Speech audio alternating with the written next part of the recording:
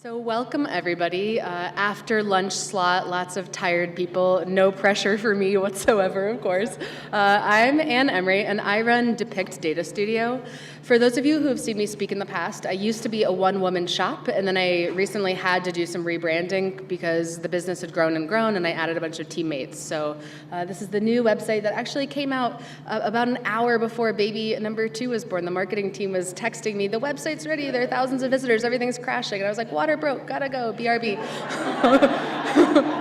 See you in 3 months. Gotta go take a break now, do some other things. So if you see any glitches, you know, that's life, it goes on.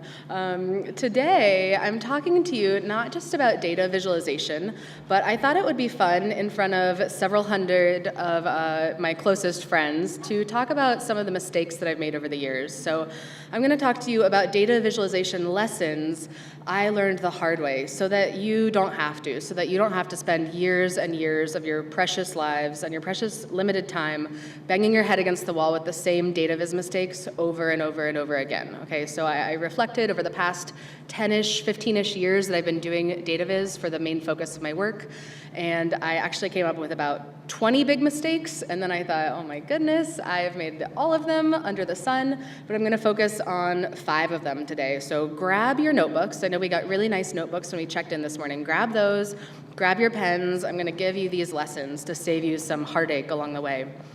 Let's start with number 5. We're gonna count them down. So here's the one I learned the hard way early on, is that dense, lengthy reports often become dusty shelf reports. Now, what do I mean by that? I mean this. This is not my finest hour.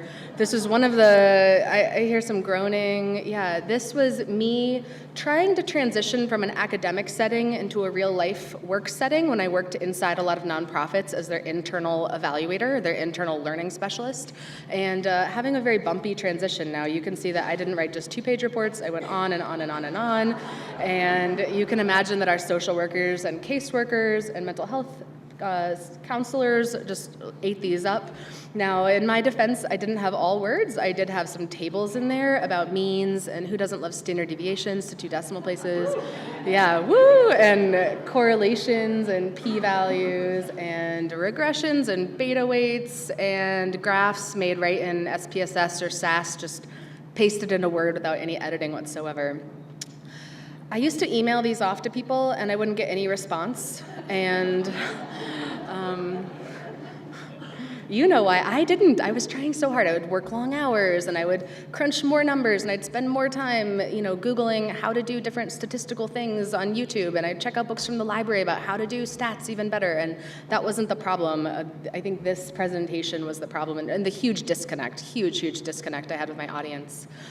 So what do I want you to do instead? Well, you have lots of formats to choose from beyond just the report, or in addition to just reports. This is just a sampling of a couple of those. You can work on reports, executive summaries of the reports, the part that's actually going to get looked at, appendices, press releases, one-pages, live presentations, dashboards, infographics. I could go on and on and on. Nowadays, one of the most common things I get hired to do is actually make social media images, or social media cards, we're calling them, because people want to get their data not just out of their reports and into, a presentation or a dashboard, but they really want to get it out to the broader community through all sorts of media campaigns. So that's just a fascinating area that's been opening up in our types of data and children and families fields.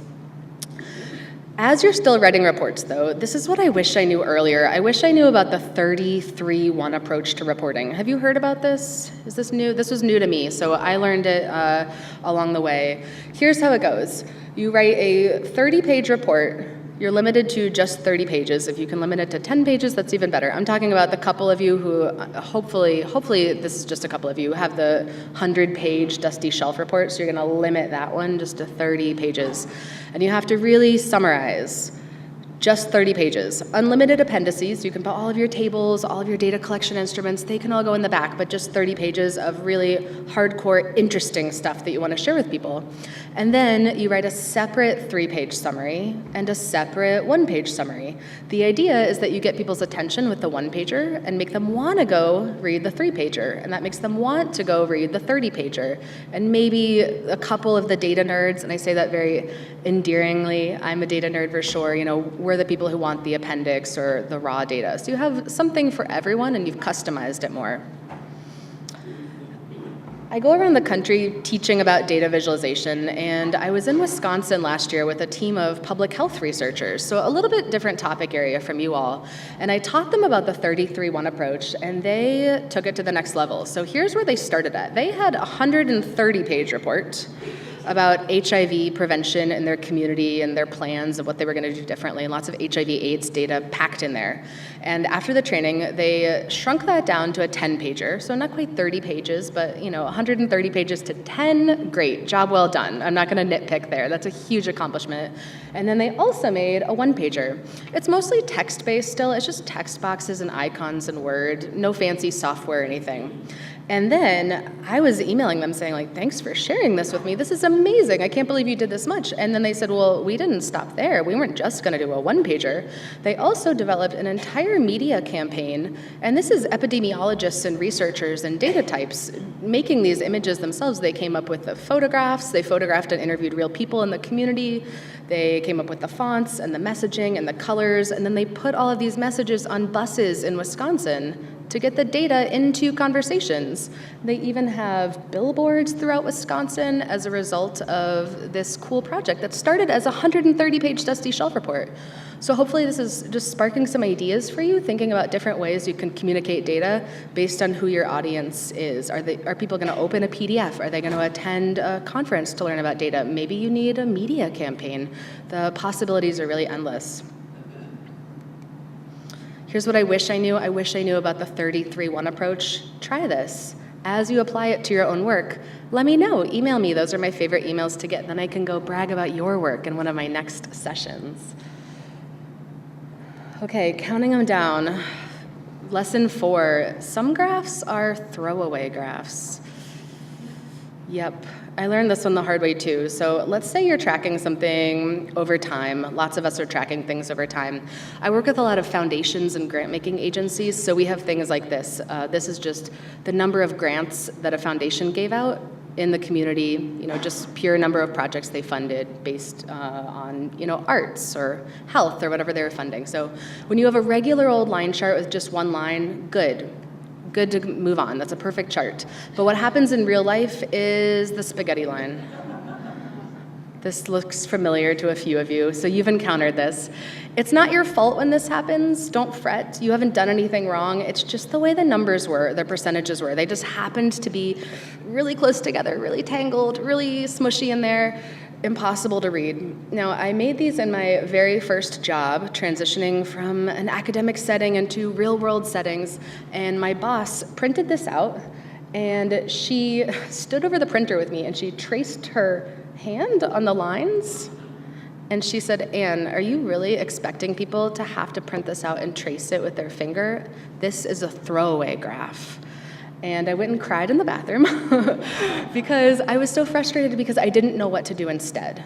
It wasn't like she said, here's the before graph, and here's what you should do to make it finalized and finessed. We hadn't come that far. We didn't know. So here are 4 solutions, okay? So for those of you who have this spaghetti graph, say farewell. You're not allowed to use this ever again. Today is the last day. Goodbye, spaghetti graphs. Never, ever, ever again. Okay, here is one option. One option is to use highlighting, a dark light contrast to highlight just one thing at a time. So you have to think about who your audience is, use your best professional judgment if they're interested in grants related to health funding, health topics, highlight health for them, and then the other ones are still there. They're just grayed out, so it's not the first thing they see. They see health, they can't help but see it, and then a split second later, they can explore the rest of the context that you've provided. Okay, here's option 1. Option 2 is a small multiples graph. Small multiples means multiple small graphs arranged in a collage, one graph for arts, one graph for children, one graph for education. I really like these graphs because they provide space to add even more labels. You can add a lot of detail without it feeling overwhelming. With the spaghetti graph before, there wouldn't be any space to add labels like this. So this has a little bit more breathing room. I often shade the area underneath them to make that full shape really appear and make it a little bit easier on the eyes. This is option 3, a small multiples with shading. Option 4 is a combo. It's a small multiples with highlighting. So in the arts graph, you see all 6 lines, but just arts is highlighted. In the children graph, you see all 6 lines, just children is highlighted. I use this option the least often. It's usually just for the technical people, the people who really want to dive into the data and make all those intra and inter comparisons. 4 different options, not the spaghetti graph. Never, ever, ever again are you allowed to use a spaghetti graph. Another throwaway graph is the multi-slice pie. Now, I'm not anti-pie chart, actually. A lot of my data viz friends are. One of my friends says that her life's mission is ridding the world of 3D exploding pie charts. I don't lose sleep over 3D exploding pie charts. I lose sleep over the 100-page dusty shelf reports where you've done all of this really good work and it's just buried in there. It's just hidden in C's and C's and C's of text. The problem with the pie charts like this is this is the anonymized version of a real project, so we wanted to look at different types of projects that had been funded in this time period compared to this time period. So we're trying to compare across pie charts, which is an impossible task. That's asking so much of people, because what are your eyes doing? You have to zigzag, zigzag, back and forth and back and forth. Don't make people read across multiple pie charts. What would you do instead? I'm not just going to tell you what not to do. I want to show you some good alternatives. So one alternative is turn your multi-slice pie chart into a 2-slice pie chart. This helps a little bit. Dark light contrast coming to the rescue again. But you still have the zigzag thing. It's still really, really hard. I'm a research person. I love my data. So a lot of us researchy types, we like to use stacked columns and stacked bars. A lot of our reports are like page 1 bar chart, page 2 clustered bar chart, page 3 stacked bar chart. And you can see this one still looks a little bit busy, so I probably wouldn't go with this one. Dark light contrast can help a little bit more too, especially if you're giving a live presentation and you have a clicker. You can stand up and say, let's just look at A and talk about that. Now let's talk about B. Now let's talk about C, and you're directing people's attention to just one segment at a time. Again, dark light contrast is definitely a key tool there.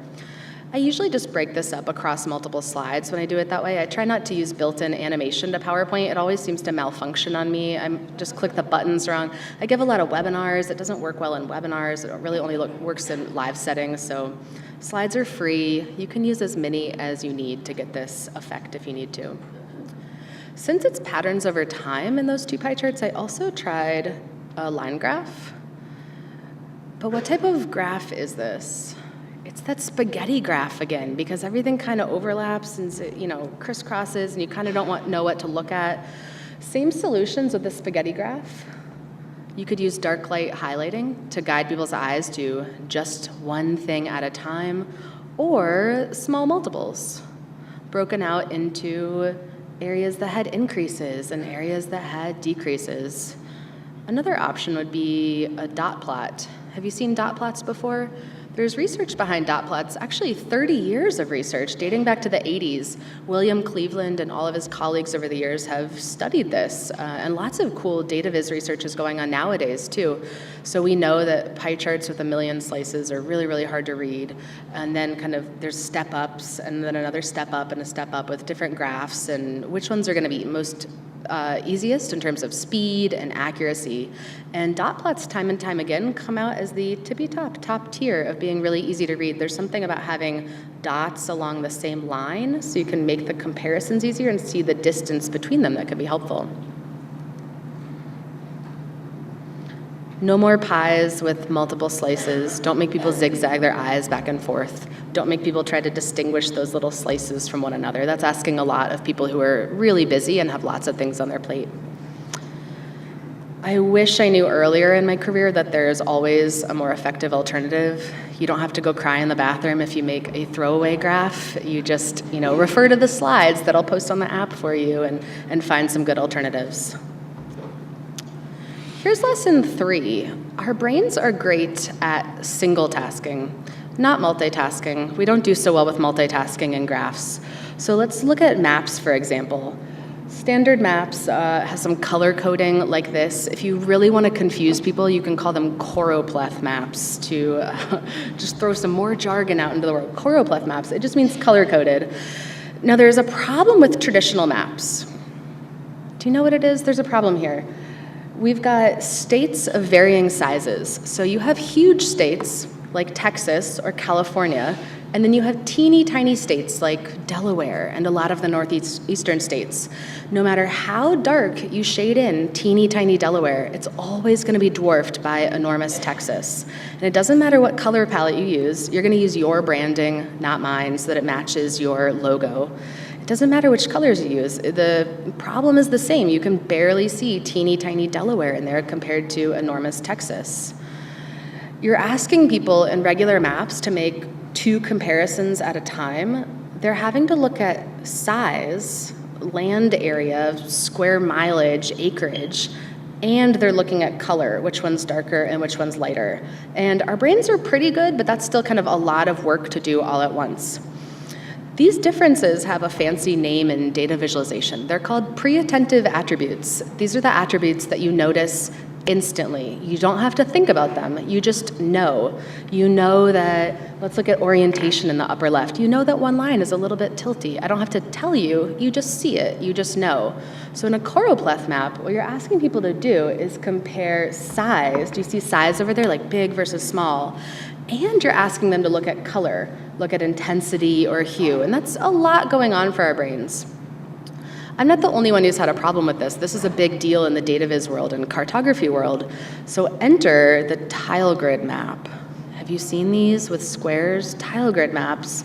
They're starting to become a little bit more commonplace. They're starting to be used in major newspapers or on the evening news or in magazines. The idea here is that people are only looking at color. But the catch is you're also looking at your home state and you're saying, why isn't this state in the right place? There's a little bit of a learning curve. I'm looking at my home state of Virginia and I'm saying, Virginia doesn't belong there. What's going on? It's not in the right place at all. So you're not going to use these with every audience. You're going to use these with the audiences that you have that look at graphs all the time, and particularly audiences that look at maps all the time.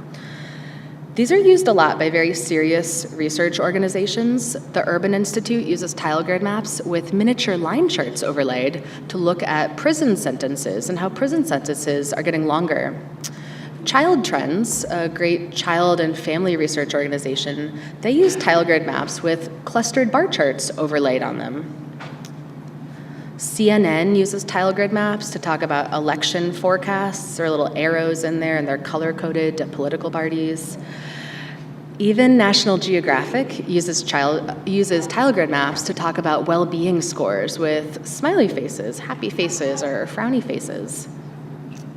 So these are a little bit of an advantage over traditional maps because everything's the same shape, squares or circles arranged in a grid like this.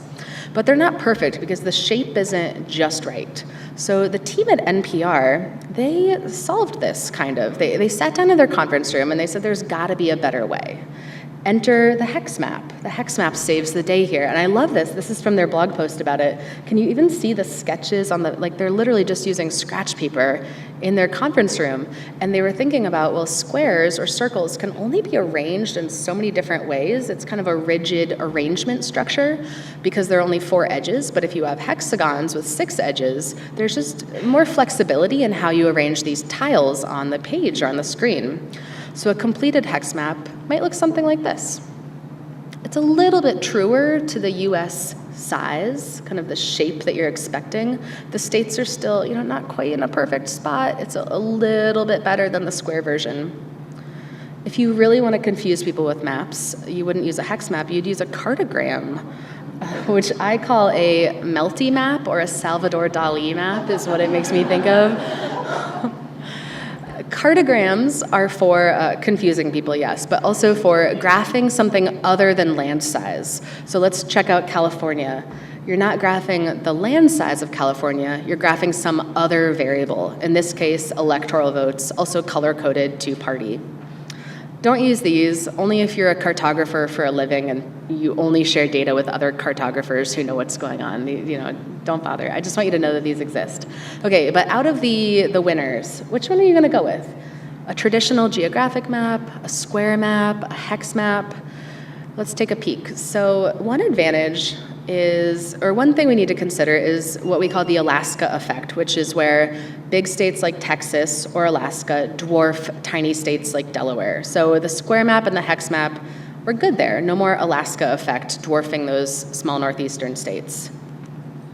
When the NPR team sat down and developed the hex map, they also thought about neighboring states. So my home state of Virginia is supposed to have 6 neighbors, 6 bordering states. So of those 6, Virginia's next to 3 of them in the square map. It's next to 4 of them in the hex map, so a little bit of an advantage of being closer to the right states, next to the right states.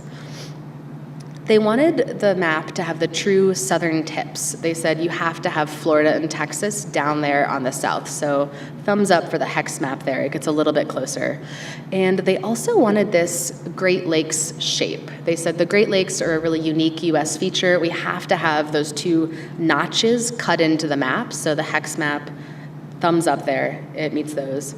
They also wanted the right 4 corners. So you can see California is kind of in a funny spot in the square map, but in the hex map, it's a little bit truer to the true kind of southern corner location. Here's my advice. I would skip the square map. I'd say if you're working with an audience that doesn't look at maps and graphs all day, stick with the traditional. You can't go wrong there. I mean, sure, there's this Alaska effect and not seeing northeastern states, but that's what they're used to seeing. For your audiences that in coming years are going to start to see more and more hex maps used by the New York Times and the Washington Post, and the LA Times graphics team is using these, all sorts of newspaper outlets, and the data viz literacy level of your audience is just going up and up and up, and they're starting to see hex maps, then I'd say at that point, a couple of years from now, you're probably going to want to transition to hex maps as well. These also exist for zip codes and states and counties. Some of them are in progress now, where people write blog posts about them and say, like, this is how I did the one for California zip codes or California counties. So they don't all exist, but one probably exists for California. You might be thinking, how do I make this? Well, this is a great resource I'd write down. My friend Andy made this website. It's chartmaker.visualizingdata.com. He's British. He spells visualizing with an S, not a Z, so make sure you spell it right to find it. And it's this nice grid where he's listed out all of these different graph types and all of these different software programs, and he links to tutorials on how to make that thing. So if you want to make a hex map, which software programs can you make that in? And then you click those little dots and you go directly to somebody's blog post or YouTube video giving you instructions, so you can make it in whatever software program that you're already using. I wish I knew that since our brains are great at single tasking, that I should really only focus on one feature at a time. Just look at size, or just look at color, or just look at width, one of the pre-attentive attributes.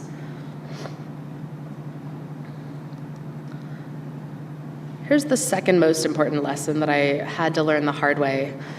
Data storytelling is actually really simple. It really just involves dark light contrast and interpretive text. So I'm going to show you 2 versions of the same graph. I'm going to show you the traditional graph and the storytelling graph. We're going to look at how they're different and then talk about how this applies to your work. So pay attention so that you can pass the quiz. Just kidding. It's a talk to your partner quiz. This is the traditional version of a graph. It's just a made-up graph. When I'm pregnant, I always make up food examples. So don't be looking at my belly. I have a 6-month-old. That's not my pregnancy belly. That's my 6-month postpartum belly with still too much ice cream. Okay. Ice cream, flavor preferences, etc. Okay, so this is the traditional graph. We've got a traditional title, ice cream flavor preferences based on 2018 survey, etc. And check out the color. All the bars are the same color, so nothing in particular really stands out. Storytelling would be, you take that same graph and apply a dark light contrast to guide people's eyes to just one takeaway finding at a time. Maybe the top bar, maybe the smallest bar, maybe one in the middle. You use your best professional judgment to focus on just one takeaway finding at a time. And then with the storytelling version, you also rewrite the title and you state the story directly in the title. Chocolate was the most popular ice cream flavor. You already have these titles, but they're hiding. They're hiding in your paragraph up above here in your report. They're hiding in the paragraph down below there. So what I want you to do is read the paragraphs you've already written that have a so what or have a takeaway finding in them, and just cut and paste that text and put it beside the graph to make your graphs more skimmable. Let's look at another example. Traditional would be project results before and after implementation of grant. All the lines are the same color, nothing in particular really stands out. Storytelling would be choose one takeaway finding at a time, guide people's eyes to just that one thing with a dark light contrast, and rewrite the title, state the story directly in the title. Project A improved the most. Sometimes people worry that this is dumbing down your graphs. I don't think it's dumbing down. I think it's just respecting that people you share data with have many other things on their plate, that they have a specialty other than yours. They're not an expert in your data set. They're an expert in something else that they've specialized and built a career around. You're not deleting other things. You're just saying, this thing's dark, look there first. And then a split second later, they're free to explore and they see the lighter gray lines as additional context. Dumbing down would be deleting the other things or hiding them in some way. We're keeping everything there, we're just giving people a prioritization, an order in which to read the graph. Does this concept in life in general resonate with some of you? You have to just keep going. So let me show you a first draft. And this is actually a CQI example. I worked with the group in Illinois at their conference, and they shared with me this one pager. It was about foster care parents. They had surveyed foster care parents every year.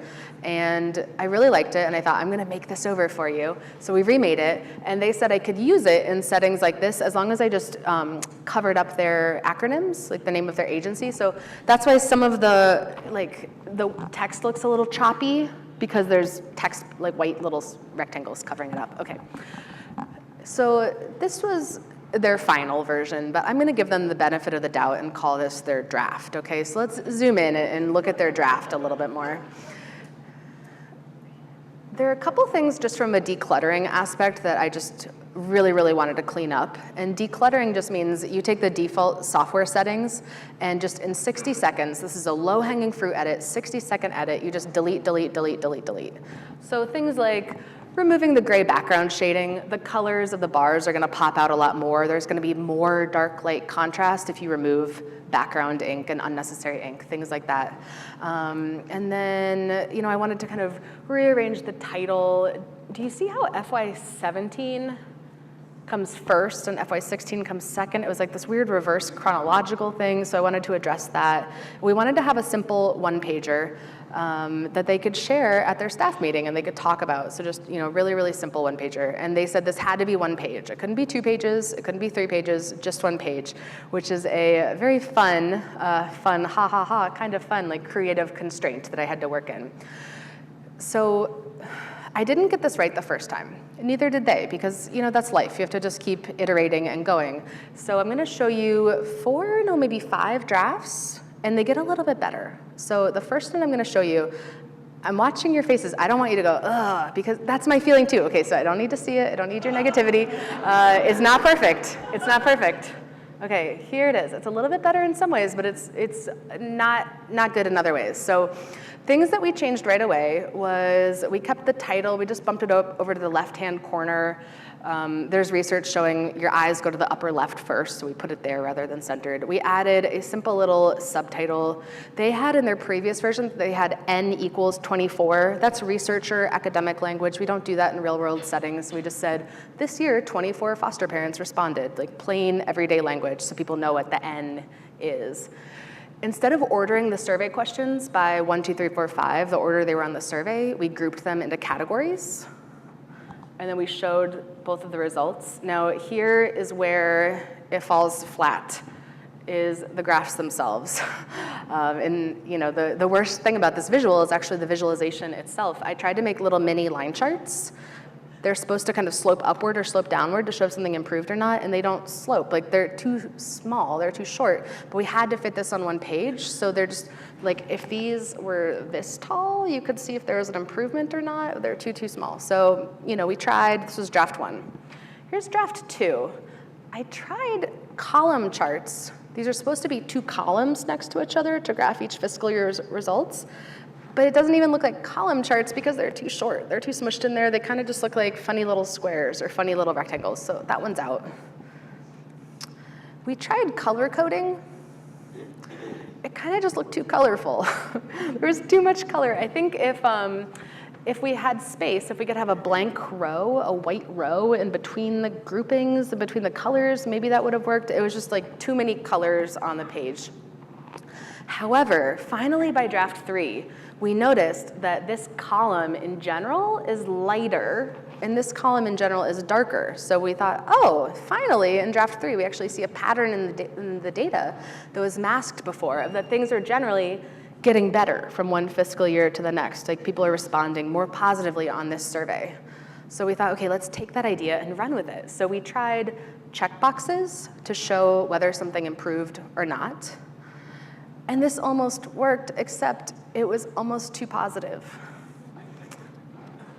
It was almost too good because they improved on everything. The results went up across the, almost the whole thing except for one survey question. And we didn't want to share this back with their staff and everybody to say, well, we're doing perfectly. There's no need to improve anything moving forward. Everything's great. So we wanted to provide good news and congratulate the staff on a job well done, but we also wanted them to leave this meeting with clear marching orders and action items for ideas where they could improve. So here's the 5th draft, the final one that we settled on.